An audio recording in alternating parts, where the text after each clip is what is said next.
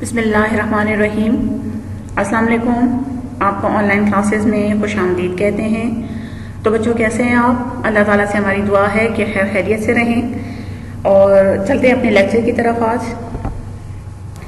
ہم پڑھ رہے ہیں وہ ہمارے پاس ہے مطالعہ پاکستان برائے جماعت نہم، یعنی کلاس 9 کی پاک اسٹڈی کو ہم پڑھ رہے ہیں۔ ہمارے پاس ہے باب نمبر 2 اور اس کا لیکچر نمبر 3 ہے، ٹھیک ہے؟ یعنی لیکچر نمبر 3 کو آج ہم پڑھیں گے۔ لیکچر کو شروع کرنے سے پہلے ہم لوگ تھوڑا سا جو ہمارا پریویس سبق تھا، یعنی گزشتہ سبق ہے، اس کا تھوڑا سا حوالہ دیکھیں گے۔ تو اس میں ہم نے پڑھا تھا قرارداد لاہور 1940، جس کو مولوی جو ہے فضل الحق نے پیش کیا تھا، شیر بنگال جن کا نام تھا، یعنی ٹائٹل دیا گیا تھا ان کو، بنگال کے جو تھے، ٹھیک ہے؟ اور اس کو جو ہے انہوں نے صاف واضح الفاظوں میں جو ہے وہ آزاد مسلم جو علاقہ ہے اس کے لیے بات کی تھی۔ پھر بعد میں اس کو جو ہے قرارداد پاکستان کے نام سے بھی بہت مشہور ہوا۔ پاکستان کی ہسٹری میں اس کو بہت اہمیت حاصل ہے، یہ ہم نے پڑھا تھا۔ اور اس کے ساتھ ہم نے پڑھا تھا کرپس مشن 1942، یعنی سر اسٹیفرڈ کرپس کو جو ہے برطانیہ نے بھیجا تھا تاکہ وہ جو ہے وہ ہندوستان کے سیاسی امور کا جائزہ لے اور اس کے بارے میں چند تجاویز جو ہے وہ پھر پیش کرے ان کے حل کے لیے۔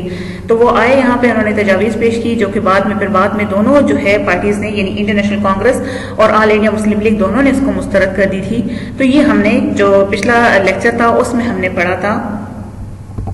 آج ہم پڑھیں گے وہ ہمارے پاس ہے باب 2، صفحہ نمبر ہے ہمارے پاس 20، یعنی 20 نمبر پیج پہ جو ہمارے پاس ہے وہ ہے، عنوان ہے چکرورتی راج گوپال آچاریہ، یعنی CR فارمولا 1944۔ چکرورتی راج گوپال آچاریہ یہ جو تھے اس ٹائم میں لائر بھی تھے، رائٹر بھی تھے، یعنی وکیل بھی تھے، ایک جو ہے وہ رائٹر بھی تھے، اور انڈیپینڈنٹ ایکٹیوسٹ بھی بہت زیادہ تھے، یعنی آزادی کے لیے انہوں نے کافی زیادہ جو ہے وہ اپنی کام جو ہے وہ پیش کیا تھا۔ اسی طرح وہ لیڈر بھی تھے انڈین نیشنل کانگریس کے، گورنر بھی رہ چکی تھے ویسٹ بنگال کے، اور چیف منسٹر بھی تھے مدراس اسٹیٹ کے۔ انہوں نے اپنی ایک پارٹی بھی بنائی تھی، سوینترا پارٹی جو تھی وہ لبرل پارٹی تھی، اور یہ 1959 میں جو ہے انہوں نے بنائی ہوئی تھی۔ 1974 میں یہ پارٹی جو ہے وہ ڈیزالو ہو گئی، یعنی ختم ہو گئی، ٹھیک ہے؟ اسی طرح جو ہے وہ کیا تھا، بڑے اچھے انہوں نے نکات پیش کیے تھے۔ تو ذرا دیکھتے ہیں انہوں نے کیا کہا تھا۔ جنگ عظیم کے دوران کانگریس نے انگریزوں کو ہندوستان سے نکالنے اور کانگریس کو انتظار منتقل کروانے کی بھرپور کوشش کی۔ اس جدوجہد میں انہوں نے مسلم لیگ کو اعتماد میں نہیں لیا تھا۔ انگریز کانگریس کے ہتھ کنڈوں کو جو ہے وہ جان چکے تھے۔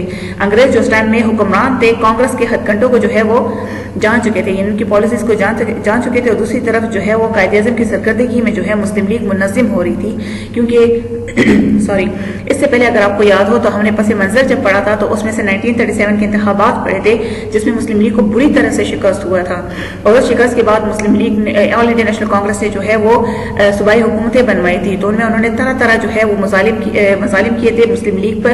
تو اس کے بعد سے مسلم لیگ نے جو ہے وہ قائد اعظم کی سرکردگی میں جو ہے اثر نو جو ہے وہ تعمیر ہونے کا فیصلہ کیا، اور تو اس وجہ سے وہ کہہ رہے ہیں کہ دوسری جانب پہ جو ہے قائد اعظم کی جو لیڈرشپ میں تھی مسلم لیگ، وہ کافی ترقی کر رہی تھی، کافی منظم ہو رہی تھی۔ تو انہوں نے انگریزوں پہ واضح کر دیا تھا کہ ہندوستان میں 8 کروڑ جو مسلمان ہیں ان کے جذبات اور احساسات کو نظر انداز نہیں کیا جا سکتا۔ ایسے حالات میں جب مسلم لیگ اور کانگریس کے راستے الگ الگ تھے، مدراس سے جو انڈین کا اسٹیٹ ہے وہاں سے کانگریس کے ایک لیڈر تھے، رہنما جو تھے وہ چکرورتی راج گوپال تھے۔ انہوں نے دونوں جماعتوں کو قریب لانے کی بہت کوشش کی، کیونکہ وہ جانتے تھے کہ حکومت برطانیہ جو ہے وہ کانگریس کی کوئی بھی ایسی بات نہیں مانے گی جب تک مسلم لیگ اس کا ساتھ نہ دے، ٹھیک ہے نا؟ تو اس وجہ سے جو ہے، اور حکومت برطانیہ جو ہے وہ کبھی بھی نہیں بات ہے اسی طرح مسلم لیگ جو ہے اس کی مخالفت کر رہی ہو۔ ساتھ میں انہوں نے جو ہے وہ کیا کیا، مدراس اسمبلی میں قرارداد پیش کی تھی، جس میں کانگریس پارٹی سے مطالبہ کیا گیا تھا کہ مناسب رد و بدل کے ساتھ پاکستان کے مطالبے کو منظور کرے۔ یہ یہاں پہ یاد رکھیے گا، پاکستان کے مطالبے کو منظور کرے، ٹھیک ہے نا؟ اور مسلم لیگ کے ساتھ مرکزی حکومت کے بارے میں گفت و شنید کرے، یعنی بات چیت کرے اس کے بارے میں۔ CR فارمولہ کے جو اہم نکات تھے، اہم پوائنٹس تھے، وہ کیا تھے؟ مسلم لیگ ہندوستان کے مطالبہ آزادی کی توثیق کرے گی اور بری حکومت میں ایک عارضی حکومت کے قیام کے سلسلے میں کانگریس سے تعاون کرے گی۔ یعنی مسلم لیگ جو ہے ہندوستان کے مطالبہ آزادی یعنی کانگریس کا ساتھ جو ہے وہ مکمل طور پر دے گی، اور عبوری حکومت جو بنائے گی تو اس میں بھی وہ کانگریس کا جو ہے وہ ساتھ دے گی۔ یہ کس نے کہا تھا؟ یہ چکرورتی راج گوپال آچاریہ نے جو ہے اپنے پوائنٹس پیش کیے تھے۔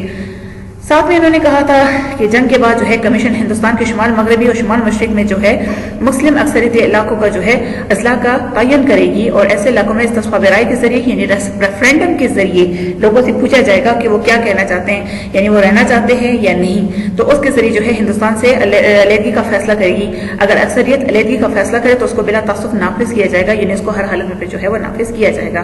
किसने कहा था? ये चक्रवर्ती राजगोपाल आचार्य ने कहा था। ये उसके पॉइंट्स थे। और साथ में ये कहा था कि अलहदगी की सूरत में जब अलहदगी हो जाएगी तो उसमें दिफा, डिफेंस जो है, तिजारत और मवासलात यानी टेली कम्युनिकेशन सिस्टम जो है और दीगर उमूर के बारे में भी जो है एक बाहमी मुआहिदा तय किया जाएगा, आपस में एक मुआहिदा तय किया जाएगा। गोपाल आचार्य की इंतजावीज पर कांग्रेस ने, जो उनकी अपनी पार्टी थी, शदीद रद्द अमल का इजहार किया और ऑल इंडिया नेशनल कांग्रेस ने कसरत राय से उसको मुस्तरद कर दिया। बुरे जो है मेजर पैमाने पर इसको जो है रिजेक्ट कर दिया था और आचार्य पर जो है वो जाती हमले किए गए। उन्होंने इस रवैये पर शदीद एहतजाज किया और कांग्रेस और असम्बली से मुस्ताफी हो गई, यानी वहां से जो है उन्होंने रिजाइन कर दिया था, उसको छोड़ दिया था। जो उनकी अपनी पार्टी थी वो उनके खिलाफ हो गई थी, यानी कांग्रेस जो है वो उसके खिलाफ हो गई थी। दूसरी जानिब कायद-ए-आज़म ने इस फार्मूले की कई खामियों की तरफ इशारा किया और अवाम की निशानदेही की और दरियाफ्त किया कि अगर आचार्य पाकिस्तान को तस्लीम करने पर तैयार है, यानी वो पाकिस्तान को तस्लीम करने पर तैयार है, तो करारदाद लाहौर को क्यों तस्लीम नहीं करते? यानी 1940 में जब हमने पढ़ा था करारदाद पाकिस्तान जो उसको बाद में कहा गया था, वो उसको क्यों नहीं तस्लीम करते? तो इसी तरह से यह फार्मूला वो कहते हैं तमाम खामियों के बावजूद भी इसलिए अहमियत रखता है कि पहली दफा किसी कांग्रेसी लीडर, क्योंकि राजगोपाल आचार्य जो थे वो तो कांग्रेस की तरफ से थे, तो इस वजह से कहा जाता है कि किसी कांग्रेस लीडर की तरफ से जो है हिंदुस्तान की तकसीम के मुतालबे को जो है असूली तौर पर पेश किया गया था, तस्लीम किया गया था, यानी कांग्रेस की तरफ से किसी लीडर ने जो है वो इस चीज को तस्लीम किया गया था। तो इसी बिना पर जो है इन पे बहुत ज्यादा जो है वो हमले किए गए थे। तो ये तो हमारे पास जो था वो सीआर फार्मूला था जो हमने अभी पढ़ा। अब आगे जाते हैं। हमारा जो दूसरा है वो है उन्वान गांधी जिना मुज़ाकरात, यानी गांधी जिना टॉक भी इसको कहा जाता है 1944 में, ठीक है। इसी तरह वो कहते हैं कि सीआर फार्मूले की रोशनी में, यही जो भी हमने फार्मूला पढ़ा इसके रोशनी में, यानी इसी को लेते हुए कायद-ए-आज़म और गांधी के दरमियान जो है मुज़ाकरात हुए, यानी जो है टेबल टॉक्स जिसे हम कहते हैं वो हुए। ये मुज़ाकरात सितंबर 1944 में कायद-ए-आज़म की रिहाइशगाह पर हुए थे। बिल मुशफ़ा यानी आमने सामने मुलाकातों के अलावा 21 खतूत का तबादला भी हुआ, ताहम अमूर पर जो है वो इख्तलाफात बरकरार रहे, यानी वही जो ऑब्जेक्शंस थे वो उसी तरह बरकरार रहे, कोई इसके खास रिजल्ट नहीं हुए। इन मुज़ाकरात में गांधी हिंदू या कांग्रेस के नुमाइंदे की बजाय निजी हैसियत से, यानी पर्सनल उससे जो है वो शिरकत कर रहे थे, जो कायद-ए-आज़म के लिए शकूक व शुबहात से खाली नहीं थे। इन मुज़ाकरात में गांधी ने मुसलमानों की जुदागाना कौमियत से जो है इनकार को दोहराया, यानी वो मुसलमानों की जुदागाना जो कौमियत है, यानी अलग स्टेट जब उसको कहते थे, मुसलमान अलग कौम है, वो इस चीज को जो है वो मानते ही नहीं थे, मानने पर तैयार ही नहीं थे।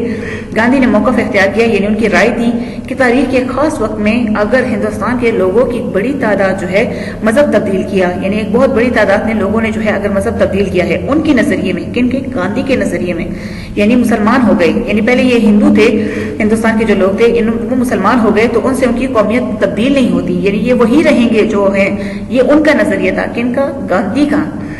इसके जवाब में कायद-ए-आज़म ने कहा, मुसलमानों की अलग कौमियत का भरपूर अंदाज में दिफा किया।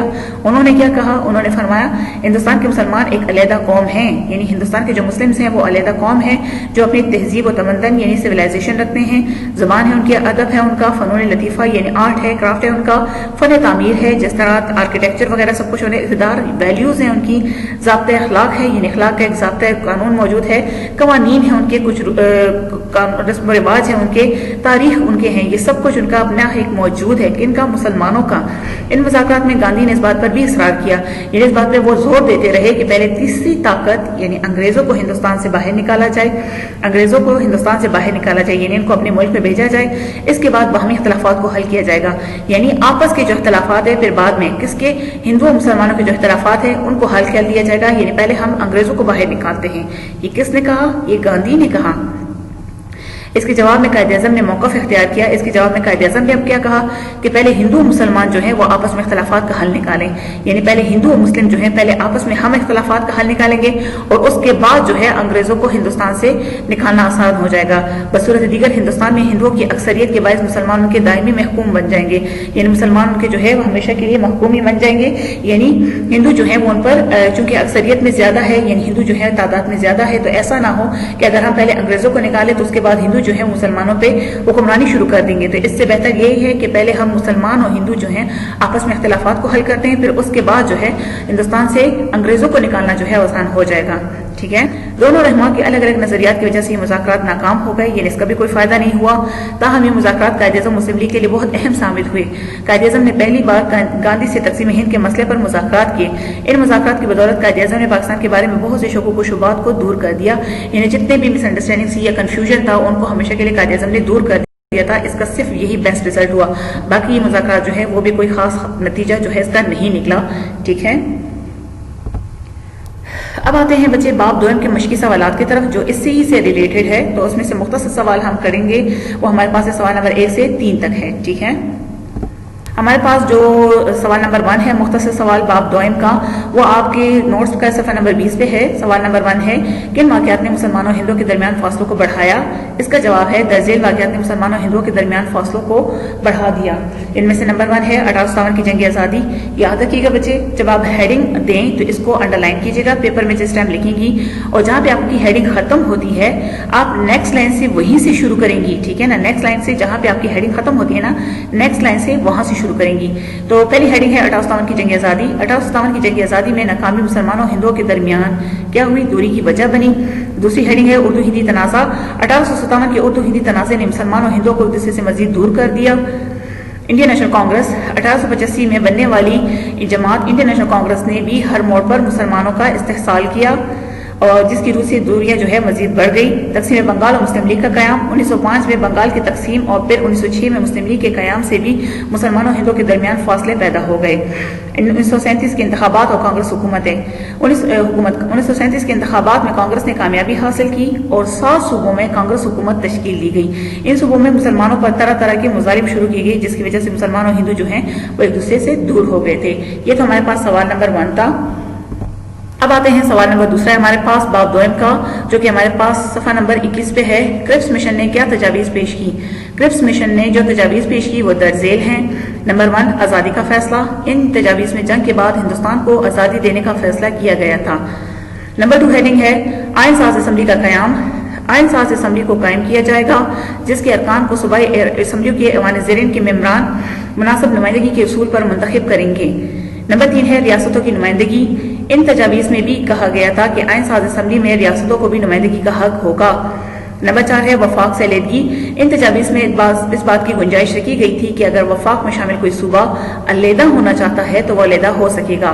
نمبر 5 دفاع۔ جنگ کے دوران دفاع کی ساری ذمہ داری حکومت برطانیہ کے ہاتھوں میں ہوگی۔ یہ سوال نمبر ہمارے پاس 2 تھا، مختصر سوال نمبر 2۔ اب آتے ہیں سوال نمبر 3 ہمارے پاس باب دوئم کا ہے، جو کہ صفحہ نمبر 21 سے 22 پہ ہے، ٹھیک ہے۔ سوال نمبر 3 ہے کرپس مشن کی تجاویز کو کانگریس اور مسلم لیگ نے کیوں مسترد کر دیا؟ اس کا جواب ہے کرپس مشن کے تجاویز کو کانگریس اور مسلم لیگ دونوں نے درج ذیل وجوہات کی بنا پر مسترد کر دیا۔ کانگریس کا اعتراض۔ کانگریس نے ان تجاویز کو اس بنیاد پر مسترد کر دیا کہ اس میں ہندوستانیوں کی آزادی کے لیے فوری اقدامات نہیں تھے، بلکہ جنگ کا وقت دیا گیا تھا۔ پاکستان بننے کا خوف۔ ان تجاویز سے کانگریس کو پاکستان کی بو آتی تھی، کیونکہ ان تجاویز میں سے ایک تجویز یہ بھی تھی کہ صوبے اگر چاہیں تو وفاق سے علیحدہ ہو سکتے ہیں۔ مسلم لیگ کا اعتراض۔ مسلم لیگ نے ان تجاویز کو اس بنا پر مسترد کر دیا کہ ان میں واضح طور پر پاکستان کے قیام کی ضمانت نہیں دی گئی تھی۔ دوسرا اعتراض۔